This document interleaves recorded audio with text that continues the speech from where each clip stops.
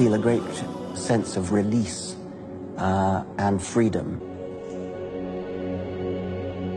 No gods, no life after death, no ultimate foundation for ethics, are all deeply connected to an evolutionary perspective.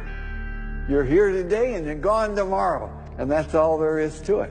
Why do you think that? I mean, what's your dad? What's your scientist? What's your dad? I think, well, I've had a lot of letters saying that, and I've... There are 8 billion people in the world, Dr. Dawkins. How many letters have you had? No, I haven't done that. That's quite true. Professor Dawkins seemed so convinced that God doesn't exist that I wondered if he would be willing to put a number on it.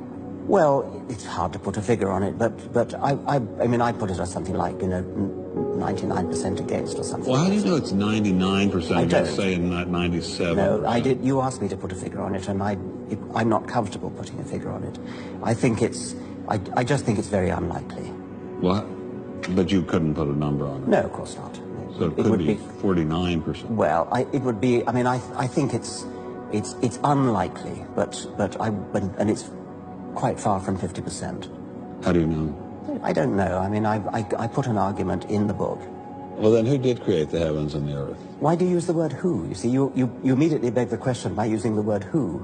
Well, then how did it get created? Well,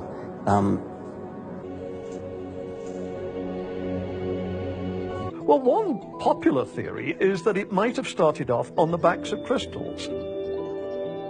My crystal ball. But I don't know how you get from mud to a living cell. That's my question. Yes, well, I've told you. I think it's on the try back one of more crystal. time. On the backs of crystals. On the backs of crystals is at least one hypothesis, yes. So that's your theory, and you think that is more likely and less far-fetched than intelligent design? I think it is. Nobody knows how it started. We know the kind of event that it must have been. We know the sort of event that must have happened for the origin of life. And what was that? It was the origin of the first self-replicating molecule. Right. How did that happen? I told you we don't know. So you have no idea how it started? No, nor has anybody. Nor has anyone else. What do you think is the possibility that intelligent design might turn out to be the answer to some issues in genetics or in evolution?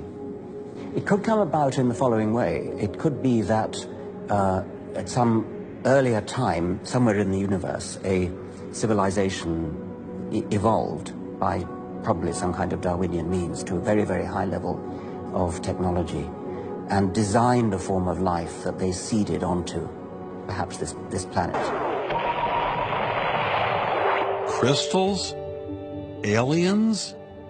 I thought we were talking about science, not science fiction.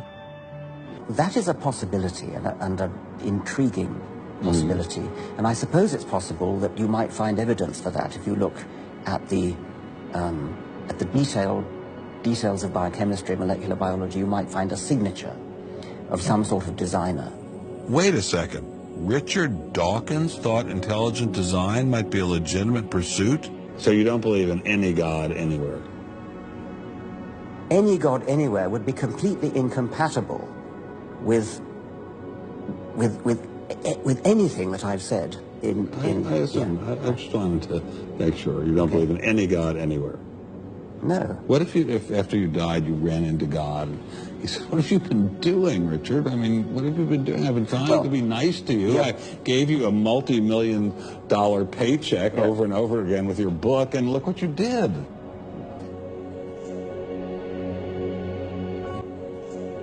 Darwin made it possible to be an intellectually fulfilled atheist. It was quite difficult because you had no good explanation for why living things look so well designed. Darwin provided that. Darwin was a theist because he said he couldn't believe that the immense cosmos and all the beautiful things in the world came about either by chance or out of necessity. He said, I have to be ranked as a theist. Now, that's just not true. Excuse me, just plain not true. It's on page 92 of his autobiography. Go and have a look.